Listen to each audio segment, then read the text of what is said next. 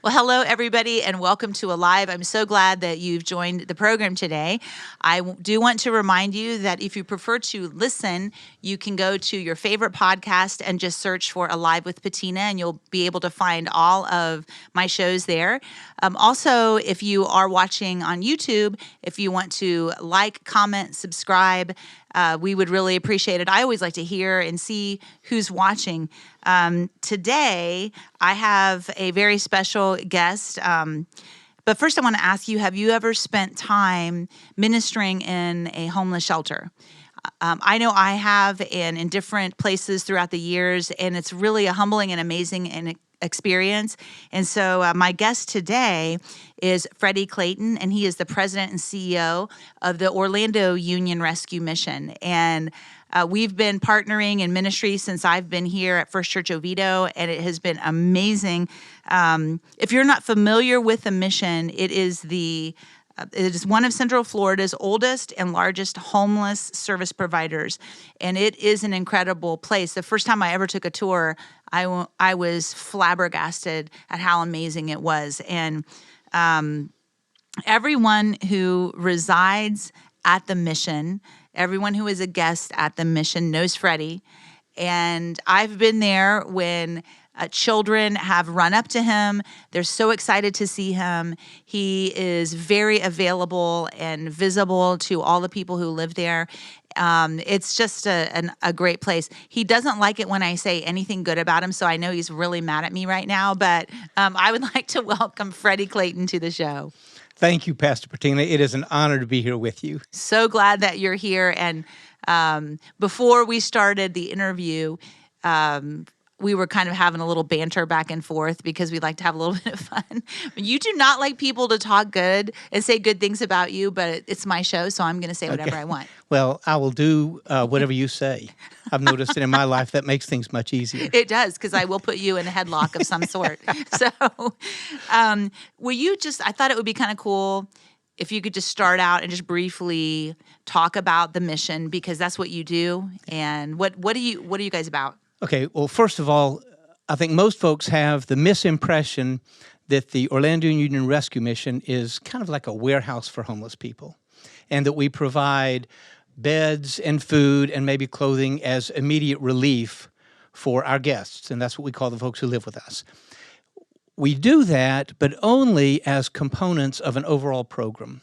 Folks live with us for an extended period of time, typically from 6 months to 2 years, and during that period, we provide the education, training, counseling, addiction recovery programs that they need to escape homelessness permanently.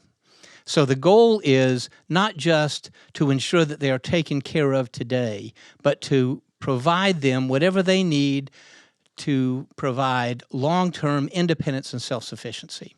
So that's what we shoot for, and it is one of the glorious blessings of working there is seeing the community come in like y'all do from First Church or other churches or organizations and minister to and help our folks. And I see you and your colleagues at First Church Oviedo helping transform lives. So God bless you and thank you.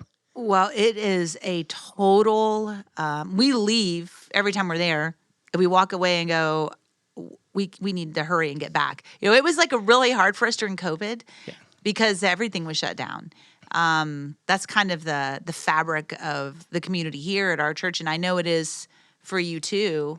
But I want to say that what I thought was so cool, like when we took the tour, and first you see the rooms are beautiful and clean, and you have like requirements, don't you? Like if you stay there. Oh yeah. Well, one of the things about the guests at the mission is they know they live in a structured, kind of restrictive environment. So we do room checks of the rooms, and every guest is required to make his or her bed. They're required to keep the room clean. They're not allowed to have any food or drink except water in the room, and they're not allowed to have TVs in the room. Some of them show up with TVs, but there's no connection. Okay. And the goal is to help them develop the discipline and structure that will sustain them when they get out. Yeah. Because when they come into the mission, most of them have been in unstable or even chaotic environments, and they aren't used to taking care of themselves in a way that prepares for the next day and the next day and the next day. It's their lives are typically guided by what do I need for the next 8 hours? What do I need to feed my kids? Where are we going to sleep tonight?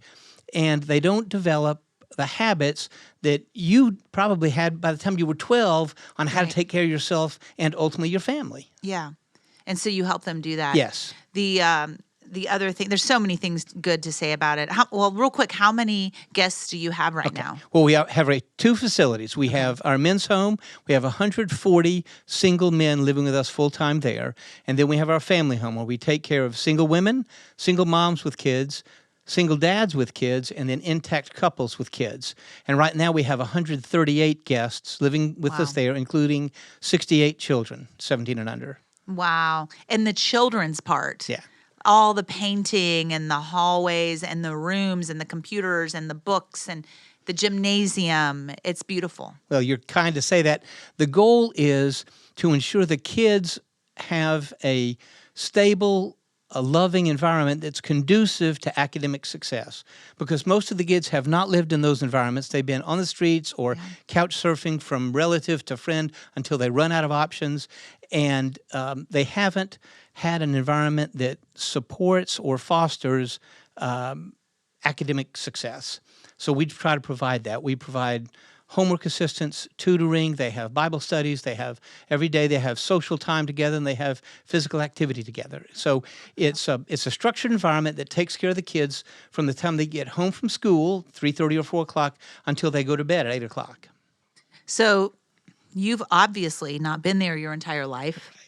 And so I thought it would be fun today to pull back the curtain on your life. Who is this mystery man with the bow tie who's over there at the mission, who always tries to deflect all comments about him? I want to get to know Freddy Clayton, the person.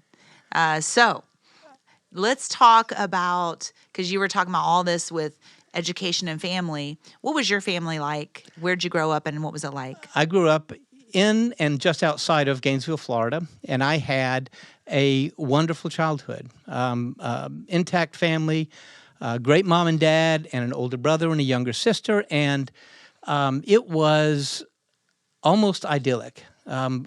We had, I guess, the normal difficulties of a family, but nothing traumatic or cataclysmic. Mm-hmm. And we grew up going to church. Now, it was we grew up going to the First Methodist Church in Gainesville, and we went there every Sunday. My mom taught Sunday school, and then we'd go to church. Now, my dad typically played golf on Sundays, and our faith was not a central aspect of our lives. It was what we did on Sunday morning. Yeah. But I learned the Bible stories, and if you had asked me if I knew who Jesus was, oh, yes, he's the Son of God, and he died for me. But I didn't have a personal relationship with him. But it was still a healthy environment that I realized, especially now, comparing it to so many kids at the mission, it was an incredible blessing to grow up with my mom and dad and my brother and sister. So I am internally grateful for what my parents did. Yes. Did your mother work outside the home, or how did they? She did. My dad had a small company, sold hardware, and my mom was his bookkeeper. Okay. And she jokes because she was the one who was always telling people they had to get the invoices out and had to collect the accounts receivable. She was always the bad guy, and my dad could be the nice president of the company. That's perfect. Yeah, it's kind of like me at the mission. I get to be the nice guy. Yes. Well, so you said that you guys went to the Methodist Church. When did you have a personal faith, or what happened with you? I first developed it in high school, and it was actually through Young Life. We had a very active Young Life chapter, and the girl I wanted to date in high school was really active in it, so I pretended to be active in it. and it worked both ways. She deigned to date me, and I got introduced to Jesus. And that lasted till I went off to college, and then got distracted by things in college. Yes. And ultimately met my wife at school, and we got married hold on. Okay. You need to talk about how you met your wife, because that is hilarious. Yeah, it is kind of humiliating for me. And in retrospect, it's probably been humiliating for my wife for 43 years that she would marry me. We went to a small school called Davidson College up in North Carolina. It's a small liberal arts school.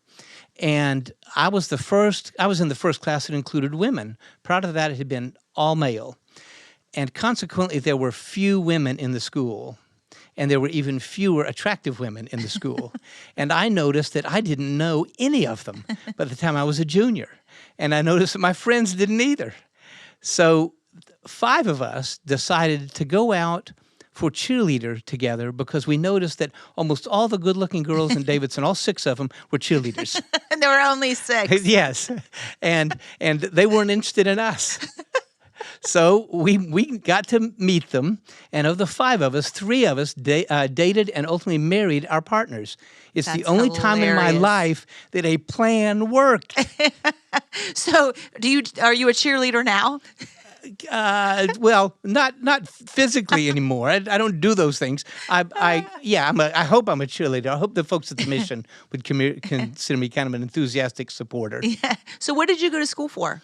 I majored in English, and I went to go with the intention of going to law school, and that's what I did.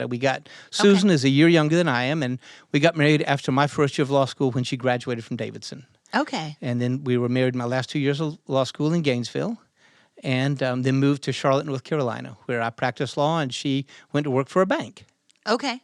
So your life's moving along. Tell me about how, so you went to church when you were younger at a Methodist church. You personally met Jesus when you were at a Young Life event or period of time. You fell away for a while, like most college students do. Not all of them. What happened? When we got married and moved to Charlotte, we began attending the church, an Episcopal church, St. Martin's Episcopal, where Susan had grown up and her dad had actually grown up. And we began attending the church and then began to be more involved and ultimately taught Sunday school. And I went through confirmation. And to be candid, in retrospect, I think it's kind of weird that an adult goes through confirmation in the Episcopal Church and has a very profound emotional experience with Jesus.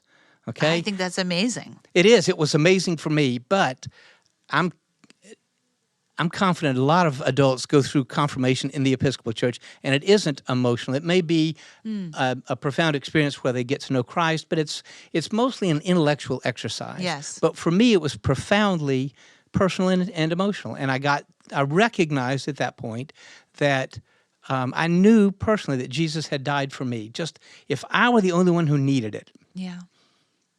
Yes. he would have died for me. All right. So.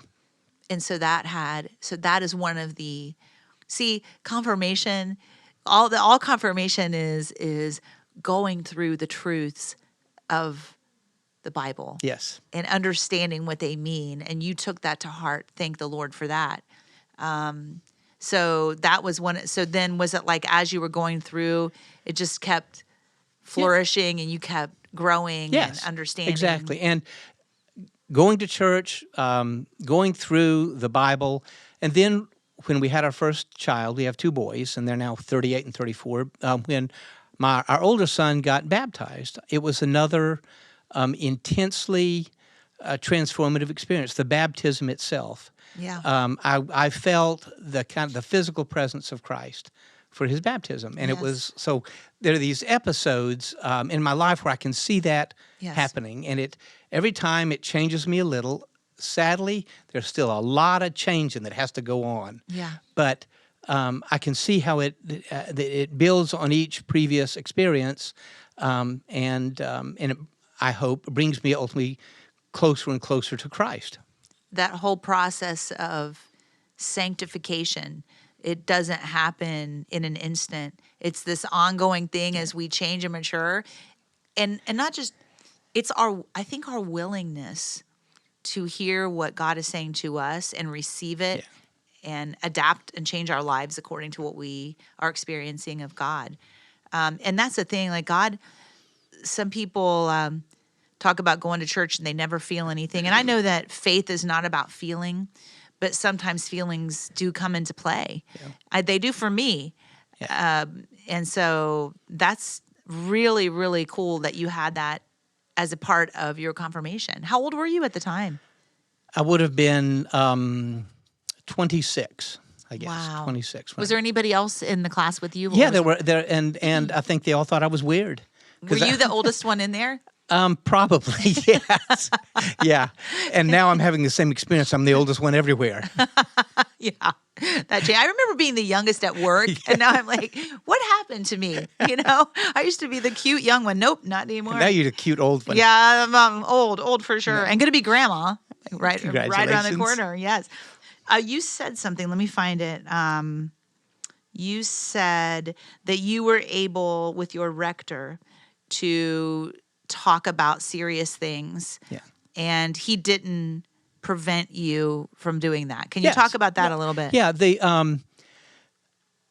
Probably having gone through law school, I had an inflated view, and I still do, of my intellect. And even now, things have to kind of fit intellectually for me. I'm way too emotional about everything, but they have to fit intellectually for me before I can accept them. And our rector in the Episcopal Church, it's your main pastor, main minister at the church, was open to have me ask all the questions that can be uncomfortable. That especially if somebody's searching and is developing what we hope is a mature faith, to have these difficult questions that have really sometimes unsatisfactory answers, because at least I want easy answers, and these don't have really easy answers. But he was open to it and was willing to give me the time, and when he would say things like, you know what, I don't understand why that is. I mean, for example, the interplay between God's purpose for the world and God's plan for the world and our free will. What's the interplay there? I don't understand it now. And he said, I don't understand it now, you don't understand it now. And my guess is we won't till we get to ask God personally in person. But that doesn't invalidate all these truths that we know. That's right. We know that God sent Jesus down here to die for us. And we know that his death was in response to our sin, and that there is no love that we can even imagine that comes close to that. So he said, I appreciate you asking these, and I'll tell you when I don't know, and I'll tell you when I do. And it was both a refreshing and a comforting thought that there was somebody who had spent his life, because Father Bart Sherman was at that point probably in his early 70s, and he was hugely smart and educated and articulate about the Bible, and he could admit, I don't really know exactly how that happens. Has that affected how you interact with people at the mission? I hope so. I'm never sure. I always like to think it does, but that may be just self-delusion.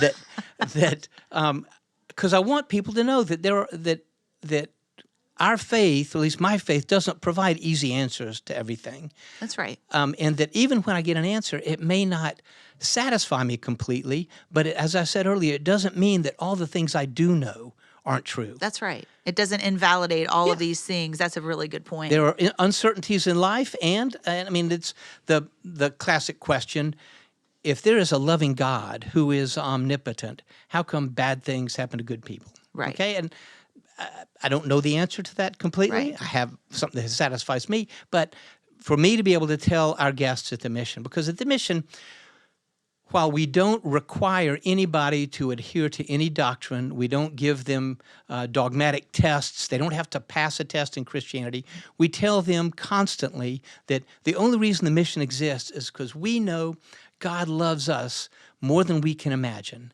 and that he wants us to share that love with others by helping the homeless.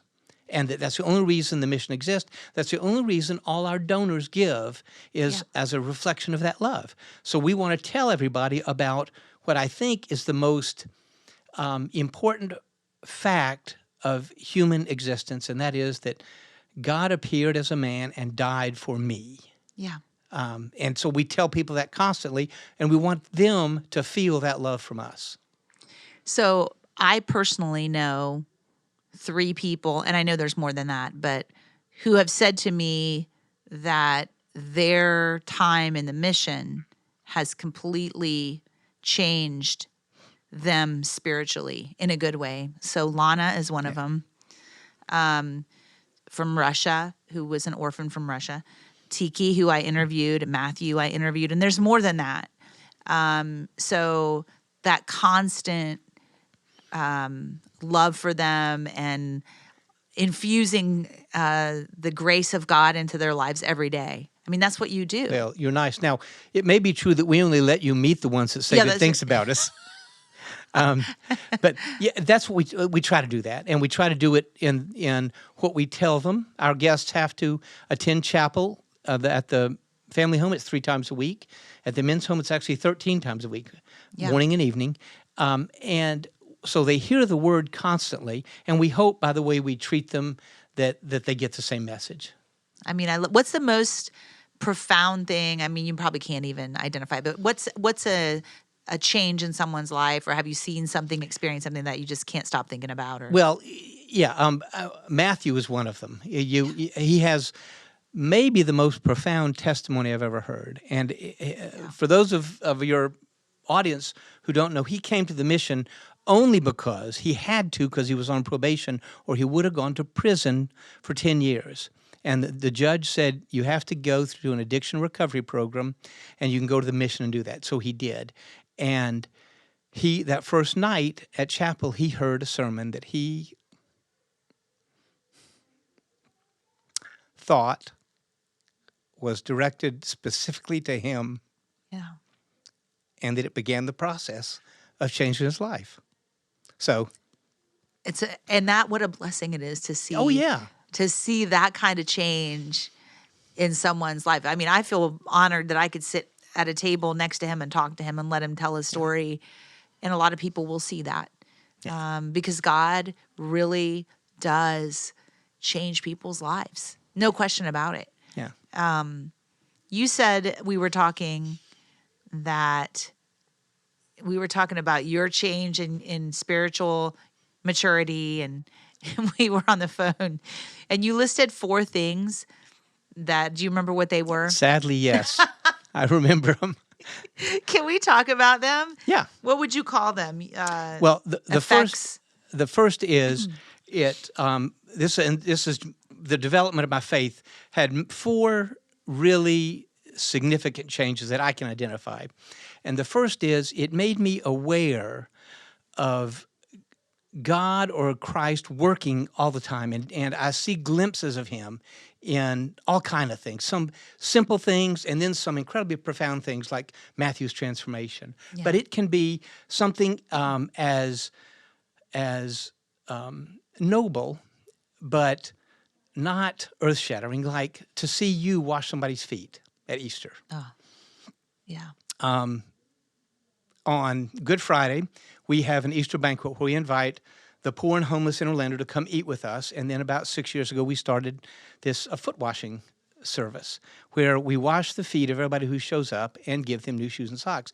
And it was really cool to see pastors like you or Pastor Brian or Dr. David Youth from First Baptist kneeling before these what we would otherwise think of as derelict homeless men, and you're washing their feet and praying for them and showing them and telling them you love them. So I see glimpses of Jesus all the time in my life. So that's one thing. The second is it has filled me with a sense of unworthiness, that I have so many magnificent blessings in my life that I don't deserve. I mean, I told you about my wife, okay? My wife, I way outkicked my coverage with my wife. When my dad met her for the first time, they came up for a long weekend at school, and they met her as they got ready to get in the car to drive back from North Carolina to Florida. He said, "You need to marry that girl. You'll never do that well again." Okay, and he was right. So, That's awesome. So all these things that I see in my life that I don't deserve, I mean, truly, my friendship with you and our relationship with the folks here at First Church Oviedo, I haven't been a good enough person to deserve all that. And it's just, at times, it can be almost debilitating to me because I realize that those are the small things that God blesses me with. The big thing is, as I said earlier, if nobody else in the world had sinned, right? I've sinned enough for everybody. And God loves me enough that he sent his son down here to die for me. Even if I were the only one who needed it, it would have happened. Yeah. And it's an overwhelming thought that, oh my gosh, he did that for me. Right. Then the third thing is, I love to tell people about Jesus.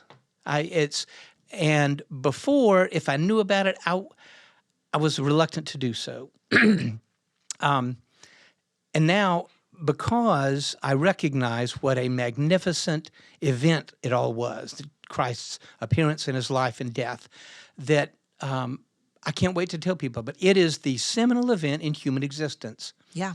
And it's more important than any other fact we can tell people. It's more important than saying, okay, don't step off the top of that building because gravity exists. Right. You're okay? right.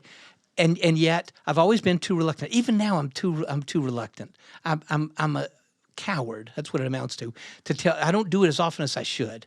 But I find myself compelled to, or at least knowing that I should feel compelled to tell people that Jesus, even if I'm too cowardly to do so sometimes. Yeah. And now the fourth way it changes is the one that I don't like, and that is, you've seen me today.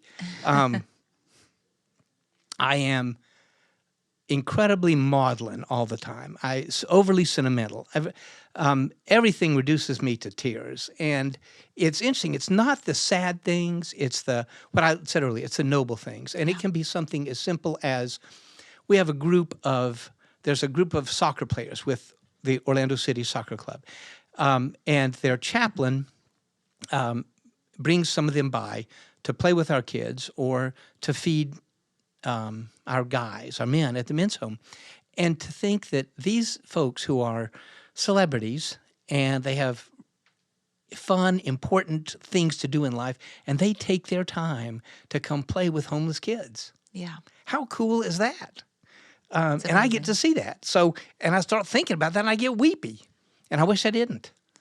Have you always been like that? No, I used to be manly. And this has reduced me to this. No, we talked about, because I've told you I've had numerous people say to me, all of a sudden they've started crying. And I talk about one of the guys in our church who came in my office, set up an appointment. He was all serious about it and said, something's wrong with me. I keep crying. And I said, well, is it good or bad? Is it a good cry or a bad cry? He goes, I think it's a good cry. And I said that what's happening is that God takes our heart of stone and changes it to a heart of flesh. And the more we get to know Jesus and follow the Holy Spirit, the more emotional we become because we're overwhelmed by his goodness. Yeah. I mean, and I remember as a little girl, I tried to form and pattern my life after my father because I idolized him. And he was very, very kind and very loving, and I knew but he didn't show emotion. My mother, on the other hand, was extreme, over the top, emotional about everything. And I'm like, I don't like that. I want to be over here. And then when I started, I was about in my 30s, when I started reading the Bible consistently every day and praying every day and telling the Holy Spirit, you can do whatever you want in my life. And he could if he wanted to anyway, but I just said, here I am. And then all of a sudden I started crying all the time. I'd open the Bible and I'm crying. I'm talking to, and finally I said to the Lord, why do I keep crying? And God literally told me, I've created you to be emotional. Don't try to not be emotional anymore. So sometimes, I think it's endearing. I think it's the heart of God. I think it's just, that's coming out. And I know you don't like it. I do have Kleenexes right over there. I should have sat them right beside you. But I mean, to me, that's not a negative thing, but I understand, like, you don't want to cry, but then it's just like, you can't help it. I can't help it. Yeah. In my mind's eye, I envision myself like Clint Eastwood. Susan reminds me I'm more like Barney Fife. So, yeah. That's awesome. You just need your big old revolver out there. That's right. Okay. So how in the world did you go from being a lawyer, attorney, to Orlando Union Rescue Mission? To being a homeless dude. Yeah, something had to happen. Well, it was... I was working with a really great law firm up in Charlotte, but I was dissatisfied with what I did for a living. It was not the mechanics of what I did. I loved telling people what to think and arguing and being a jerk. I was awesome at all that,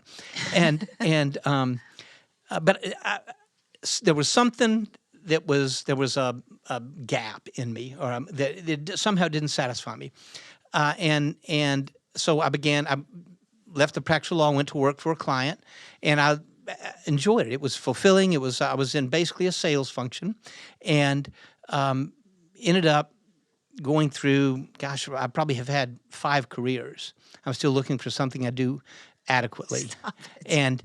And ultimately moved down here. We the company I was with bought a company down here, moved me down here in conjunction to help run it. And I left after 4 years down here and went to work for somebody else, and ultimately ended up helping start and ultimately sell a couple of companies, 2 small companies. And sadly, Pastor Bettina, I didn't get obscenely wealthy in either sale. I'm so sorry. I know. Well, so was I. But the last one, it was we were fine, and I was on the board at the mission at the time. And what you said earlier about I hope you don't mind my digressing a little. No, it's okay. When I took a tour of the mission, the chairman of the board of the mission was an incredible woman, and Mary Olson, who goes to church with us. And she asked me to join the board of the mission, and I had 84 flimsy, self-interested, self-absorbed excuses for not doing so. And she, in her wisdom, said, I know that, Freddy, you're so important. I understand that. Just come take a tour. And exactly. Exactly. We finished the tour, and I said what we now joke are the 4 magic words. I had no idea. So true. It's so true. And so I said I would love to join the board. So that was about 15 years ago. And then about 6 years ago, we discovered some information that required a change in leadership. And I had sold a company, and I wasn't really doing anything. I was working at the mission as a volunteer to get approval to build our new men's home. And so I was available and agreed to become interim president. So I'm now about 74 months into my 6-month tenure as interim president. Wow. And it has been an unalloyed blessing to be there, to get to see God work in the lives of these folks, and to see, as you described earlier, these transformations. Do you feel like your life has prepared you for what you're doing now? Well, the truth is that sounds more noble or intentional. I feel like I muddled through everything and ended up working at the mission, and I'm not sure I'm prepared to do everything. I think I live by the credo that God doesn't call the prepared; He prepares the called. Mm-hmm. Well, He's still preparing me, and I think I can say He called me, or He made all this available at the right time for me, and that I still feel, days I feel massively inadequate to help take care of the folks at the mission, our guests. But I guess I'm as well prepared as anybody. I tell this story that when I was in Tampa, I was invited after a sequence of events, kind of random things happening, to lead a Bible study at an organization called Created Women, and women coming out of jail and all kinds of stuff. And I remember I was going to this Bible study. It was the first one, but there was a woman there who was getting ready to leave. And so this would be the only time we would be together. Mm-hmm. And then after that, I would be on my own. And I remember driving and saying, I have no idea what I'm doing, God. Why am I doing this? I have nothing to offer these women. And the Spirit said to me, you have everything to offer these women. You're offering them me. You're going in there and you're sharing Jesus with them. And I remember just like in my mind just going, okay. And I sat down at that table, had no idea what I was going to say. And that was the day that the other woman who was leading the Bible study, she said, do you have anything you want to add? And all I said was, here's what I want to say. There were like, I think 6 women sitting there. I said, Jesus is a gentleman and he never forces you. He's always knocking on the door, but you have to open it. And that's all I said.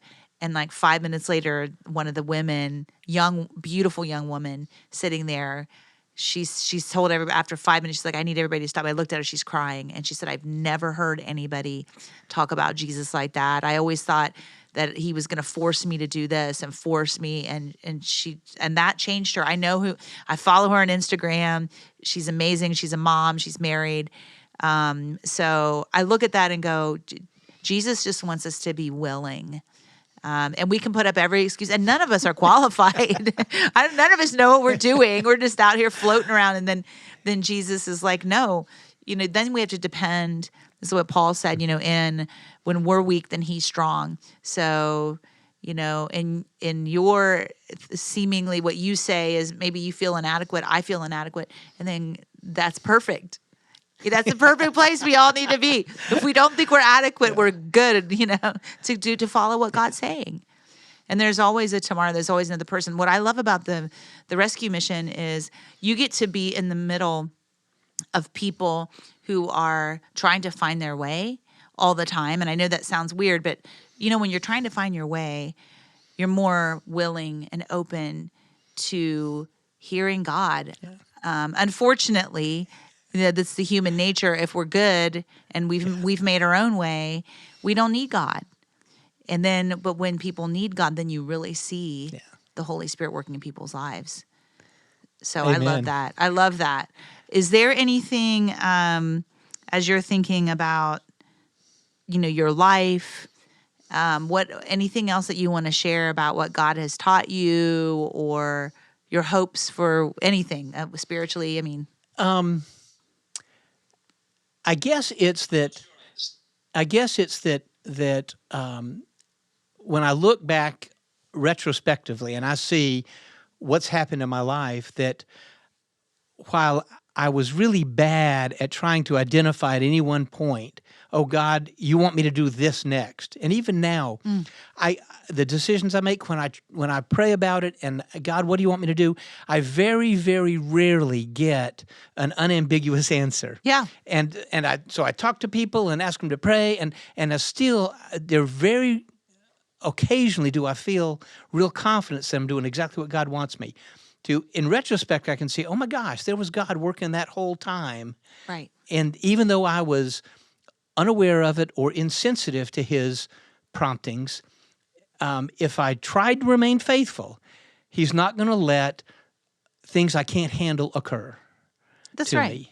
And which is an incredibly comforting thought, because there are massive areas of my life where I am inept and unqualified to do anything, and yet his faith is constant, and he still bails me out and helps me muddle along. I love to tell the story before I ever became a worship leader, before I became a pastor or anything. I was at another church, decent sized church, and I was petrified, not only to sing in front of anybody, but to play the piano, especially to play the piano in front of anybody. Really? And to lead anybody in any song. Yes, I remember them asking me, will you just sing a song? And we can have the pianist play for you. Well, I was petrified about singing. But see, I had been singing in my house and worshiping God for 2 years straight. So I still felt inadequate. And I remember shaking. And I went in, I told the choir director, I said, I'll tell you what, I know I'm supposed to sing. I'm going to say yes to that, but I need to say yes to playing the piano by myself while I sing. I was so scared. I didn't even want to do that. And he looked at me like I was bizarre. He's just like, okay. I said, no, it's me. It's about me and God. I just need to say yes. And so I said yes. And I was petrified. But that yes led to the next yes, which led to the next one. They were all little baby steps. But the little baby steps lead, I think, to a path. And you're right. We don't have to know everything. We don't have to. I am here, and I look back and I can say, oh, this is how I got here. But I would have not in a bazillion years thought I would be sitting next to you, interviewing you. But what am I doing? Even this show, I don't even know what I'm doing. I'm just finding people and like talking about their life. It's crazy. It is. But it's good, isn't it? It's inspiring. Yeah, it is. I mean, God is good. So in closing, I just want to thank you so much for coming. And it's always nice to get beneath the surface. You're all over the place. You're around. You're very kind, and we love you here. And I know the community of Orlando loves you, and that is the truth. You have built so many connections with people in Orlando and beyond, and I know that. And so I am looking forward to going down this year, although I will probably have a new grandbaby by then. I think I might be able to break away for a little bit of time and wash feet with you alongside of you and on Good Friday. But thank you for coming.